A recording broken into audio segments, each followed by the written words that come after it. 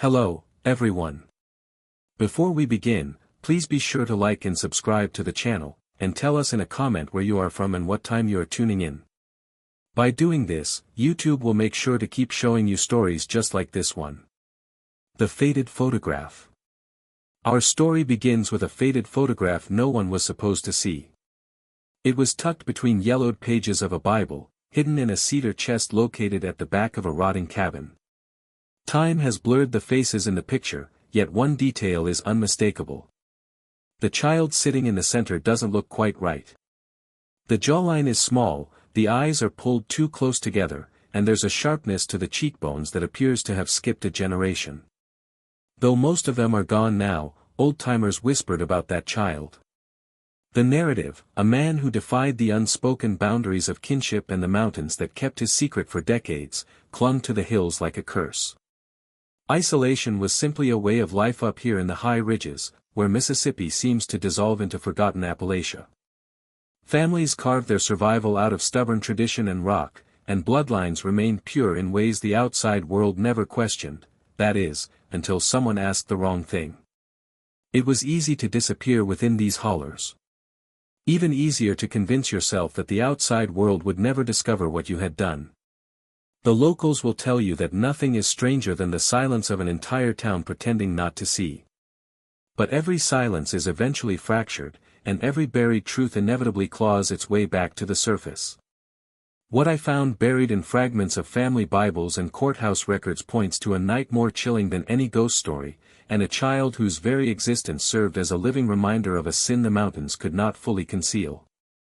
At the heart of this story was a man named Elias Carter, a name once spoken with great respect in these hills. Born in 1892, Elias was the kind of mountain man whose word truly carried weight. He was a figure carved from hard earth and harder winters, a hunter, a farmer. But what outsiders were unaware of was that the Carter's family tree was a knot of tangled branches. Neighbors were often cousins, and the nearest town was a day's ride away by mule. Over many generations, the line between marriage and kinship had been blurred by tradition. The blurring line. By the time Elias reached adulthood, the Carters were already bound tightly to their own blood. While whispers of secret births and feuds existed, they were usually dismissed as mere mountain gossip. That is, until Elias made a choice that would stain his name forever. Family Bibles record 2 marriages, just a year apart. One was to a first cousin on his father's side, the other was to a cousin through his mother's line. These 2 unions folded the bloodline in on itself like a collapsing star. While the local preacher had questions, the hills have a way of silencing preachers when the right men are involved. Life continued. Babies were born. Crops were planted. But with the passing of each season, strange things began to happen. Children from the Carter clan were slow to walk, thin, and fragile. And then came the birth that would not be forgotten, the child who would become a living omen, whispered about for generations. I found the record, the ink faded but unmistakable, buried under dust in an abandoned county courthouse. The doctor's note was cold, clinical, male infant. Facial irregularities observed. Limbs malformed. But behind those clinical words was a nightmare made flesh. The kind of thing you only uncover when you are willing to look too deeply into the past. The child's name was Samuel, although some in the holler refused to call him by any name. They claimed giving him a name would allow the memory to linger. Samuel's birth sent shivers through a community already fraying at the edges. Women whispered on their front porches. Men stared down at their boots whenever the subject came up. The doctor who had delivered him packed his bag not long after and left the mountains, muttering that some things shouldn't be. Silence and shadows marked Samuel's early life. Elias kept him hidden away, a crib pushed into the cabin's darkest corner. Neighbors who paid a visit swore they heard strange, unearthly, high-pitched cries behind the shuttered windows, echoing through the pines on still nights. A midwife who saw him once was said to have wept on her entire journey home. In towns like these, deformities were not just accidents. They were seen as curses, punishments, or signs that some ancient wrong had been committed. A living warning. But Elias refused to speak of regret. He was a proud, stubborn man. To admit the boy was proof of his sins would be admitting weakness. And in the mountains, blood in the water is what weakness is. Therefore, he raised Samuel in quiet defiance of a world that watched with concealed disgust. As the boy grew, his differences became impossible to hide, his twisted legs, the way his eyes never quite aligned, and a sharpness in his features that caused strangers to look away. A single line stands out among the baptisms and weddings in an old church ledger I uncovered: one child brought, not received. No explanations, no details, just the mark of a community unwilling to claim what their silence had created. As Samuel grew into an older boy, the hills themselves seemed to close in on him. The forest trails where other children played became places of cruel laughter and whispers. When he limped through the door of the one-room schoolhouse, conversation stopped and heads turned. As if his mere presence might summon bad luck, some children crossed themselves. The teacher, a woman hardened by mountain winters, spoke to him in a voice that was too careful, seating him at the back, as though he might break under a simple word. Elias pretended not to notice any of this. He doubled down on his work, tilling rocky soil and cutting timber, as if sweat alone could erase the shame that clung to the Carter name. But shame, in these mountains, is like smoke. It slips through the cracks and lingers in every breath. Accounts tucked into journal scraps and faded letters claim neighbors saw Elias sitting on the cabin steps at night, a jug at his feet, staring into the dark woods, as though he was waiting for an answer that would never arrive. Samuel's mother, his cousin by both blood and marriage, faded into quiet despair. Her own health declined, with some whispering it was the weight of secrets too heavy to bear. The Carters had become a warning in a place where family was everything, a living example of what happens when tradition curdles into taboo. One autumn evening, a storm rolled down the ridges, a lightning strike splitting the sky like a blade. On that night, a neighbor later reported seeing Elias carrying Samuel through the rain, heading in the direction of the old church on the hill. Rain streaked across the boy's twisted features, his face turned upward. The silence of the mountain. Whatever prayer was whispered there was swallowed by the thunder, and for 3 long days, the Carter cabin door remained shut. When the door finally creaked open, the boy was different. His twisted frame would never straighten, so he wasn't healed, but he was quieter, almost watchful, as if something had been carried away by the storm. Yet, the mountains are slow to forgive. The whispers did not cease. At the trading post and the mill, neighbors began to avoid Elias. Men who had once shared a drink with him now turned away, offering only curt nods. The Carters had crossed an invisible boundary, and the community had marked them as cursed.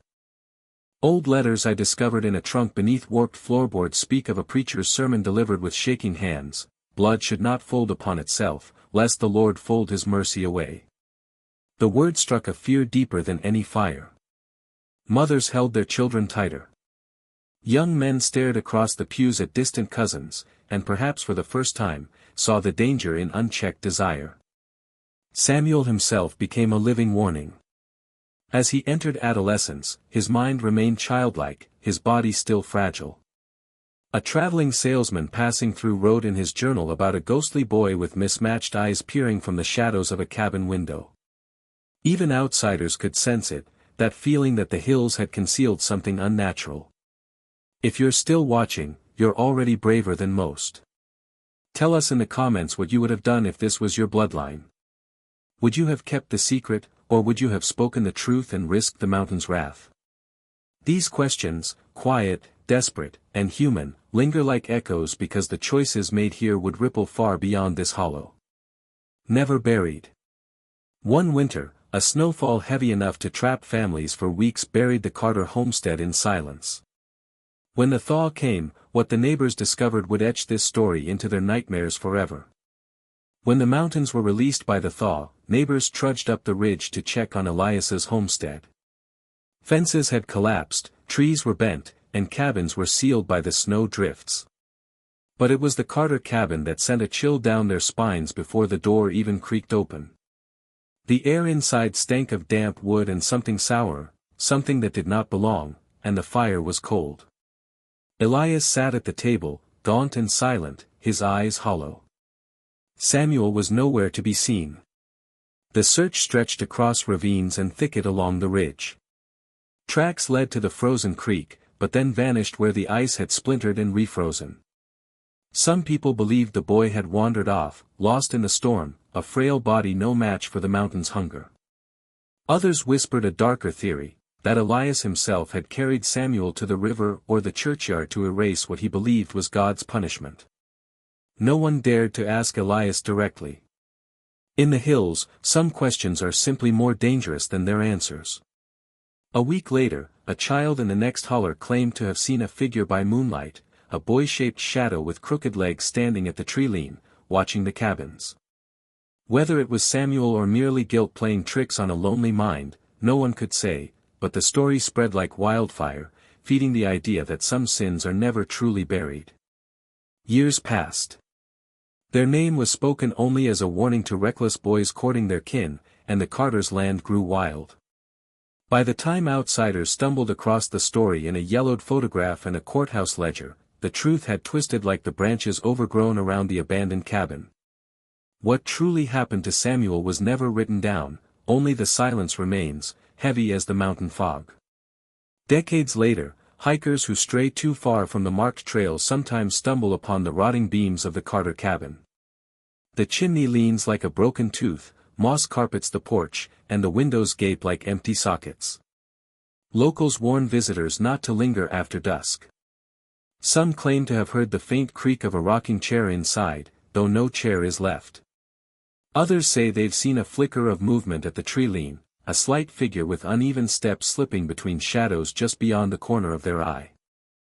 The Carter story has faded into something that exists between a cautionary tale and folklore.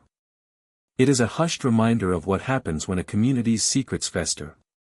But the fragments I unearthed, the doctor's blunt note, the brittle Bible pages, the preacher's trembling sermon, suggest this was not a simple ghost story.